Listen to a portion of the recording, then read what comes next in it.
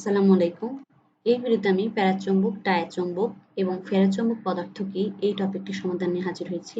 তো ফেরোচৌম্বক মানে কি? যে সকল পদার্থ চৌম্বক ক্ষেত্র দ্বারা প্রবলভাবে আকৃষ্ট হয় তাদেরকে ফেরোচৌম্বক বলে।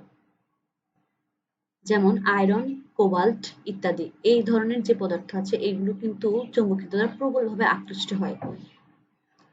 এর ব্যবহার হচ্ছে বৈদ্যুতিক ঘণ্টায় ব্যবহৃত হয় এবং বৈদ্যুতিক মোটরে ব্যবহৃত হয়।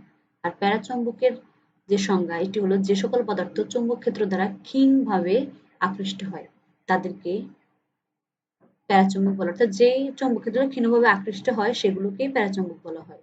যেমন কপার, এগুলো ক্ষীণভাবে মানে কমভাবে আকৃষ্ট হয়। এর ব্যবহার হচ্ছে রাডারে ব্যবহৃত হয় এবং ট্রান্সফরমারে এটি ব্যবহৃত হয়। সর্বশেষ হচ্ছে ডায়াচৌম্বক, যে সকল পদার্থ চৌম্বক ক্ষেত্র দ্বারা ক্ষীণভাবে বিকর্ষিত হয়,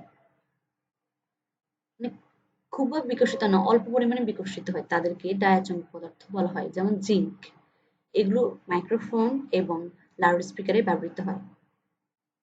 এই ছিল এই টপিকটি নিয়ে সমাধান। আপনার পরবর্তী ভিডিও দেখার আমন্ত্রণ রইল। আর অবশ্যই আমার ভিডিওতে লাইক করবেন, কমেন্ট করবেন এবং প্রচুর শেয়ার করবেন। ধন্যবাদ। পরবর্তী ভিডিও